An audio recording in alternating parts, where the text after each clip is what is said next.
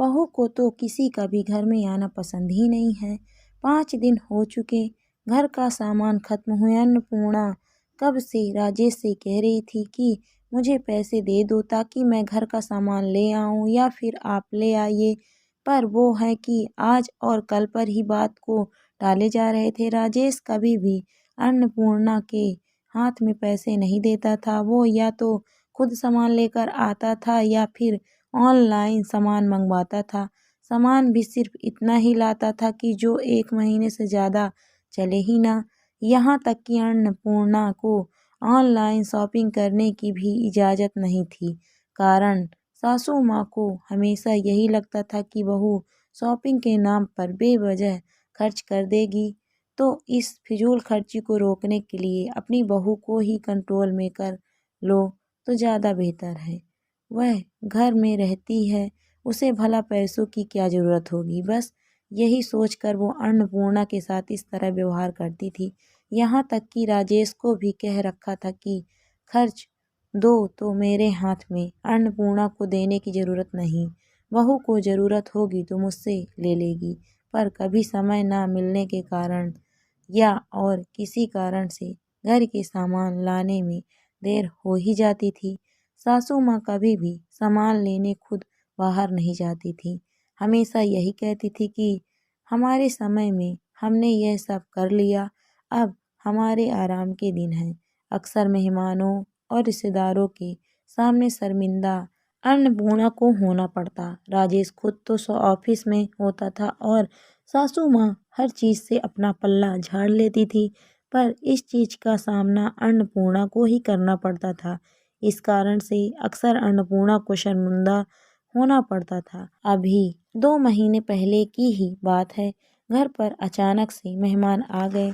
सासू माँ ने खाना बनाने को कह दिया, बिना यह देखे कि रसोई में सामान है या नहीं। फिर भी उसने जो सामान घर में मौजूद था उसी से रसोई तैयार करके खाना परोस दिया, जिसे देखकर सासू माँ का पारा चढ़ गया। मेहमानों के सामने ही बोली, बहू कुछ ढंग का तो बनाती, यह क्या रोटी सब्जी बना रख दी, यह तो अपने घर में ही हर कोई खा लेता है। अब इतने लोगों के सामने अन्नपूर्णा क्या जवाब दे कि रसोई में सामान खत्म हो चुका है, घी तेल भी बचा कुचा इस्तेमाल किया है, रसोई के डिब्बे तक खाली पड़े हैं। पर सासू माँ को तो निरंतर बोलना जारी रहा। किसी भी रिश्तेदार या मेहमान के सामने बोलने से सासू माँ को बिल्कुल भी गुरेज नहीं था। अगर राजेश कुछ बोलता तो रोना धोना मचा देती कि मैं तो अकेली हूँ, तेरे पिता होते तब भी तू ऐसे ही बोलता क्या। उसके आगे राजेश भी कुछ नहीं बोल पाता। सबके सामने उन्होंने अन्नपूर्णा की ऐसी इमेज बना दी थी कि बहू को तो किसी का घर में आना पसंद ही नहीं है, वह तो नीरी कमज़ोर है, उससे 1 पैसा खर्च नहीं होता, इसीलिए मेहमानों की आवभगत भी ढंग से नहीं करती। अब कल ही की बात ले लो, अचानक से बुआ जी और उनकी बहू का आना हो गया। सबके सामने अन्नपूर्णा की तो वैसे भी इमेज खराब थी, इस कारण बुआ जी अपने साथ नाश्ते में गर्मा गर्म कचौड़ी समोसे लेकर आई थीं, जिसे देखते ही सासू माँ ने टोका, अरे जीजी आप नाश्ता क्यों लेकर आए हैं, वो तो घर पर ही बना लेते या मंगा लेते। कोई बात नहीं भाभी, हम आ रहे थे तो रास्ते में गर्मा गर्म बनते हुए दिख गए तो सोचा कि यहाँ के लिए भी लेते हुए चलें, साथ बैठकर ही खाएंगे। इतने में राजेश भी घर आ गया तो सब ने मिलकर कचौरियाँ खाई। बुआ जी के जाते समय सासू माँ ने अपने पास से चुपके से पैसे निकाल कर दिए, जीजी आपका बहुत खर्चा हो गया, ये पैसे तो आपको लेने ही पड़ेंगे। अरे रहने दे, तेरी बहू को अच्छा नहीं लगेगा, बुआ जी ने धीरे से कहा। मामी जी आप अपनी बहू से इतना डरती क्यों हैं, अचानक बुआ जी की बहू ने कहा।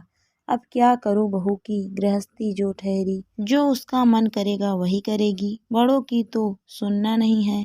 मेरी गृहस्थी में तो लोगों को पकवान बनाकर खिलाती थी मैं, क्यों जीजी।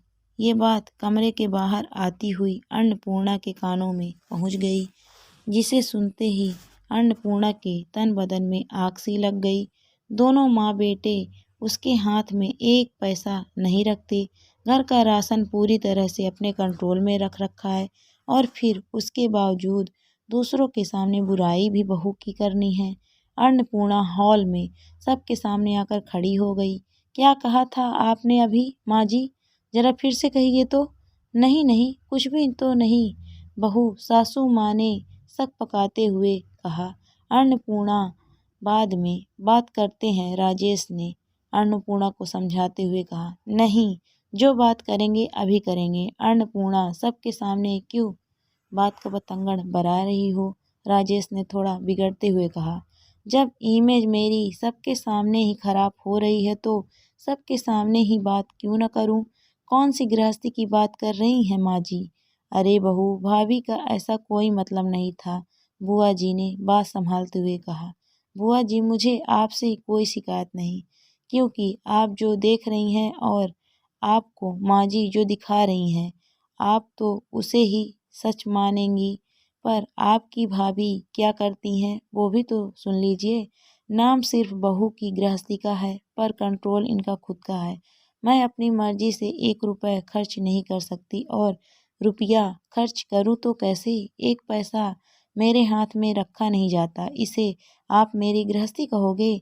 घर का राशन का सामान भी इतना ही मंगाया जाता है कि महीना पूरा होते ही वो खत्म हो जाता है। बहू पर तो इतना सा भी विश्वास नहीं, जैसे बहू सामान समेट कर अपने पीहर ले जाएगी।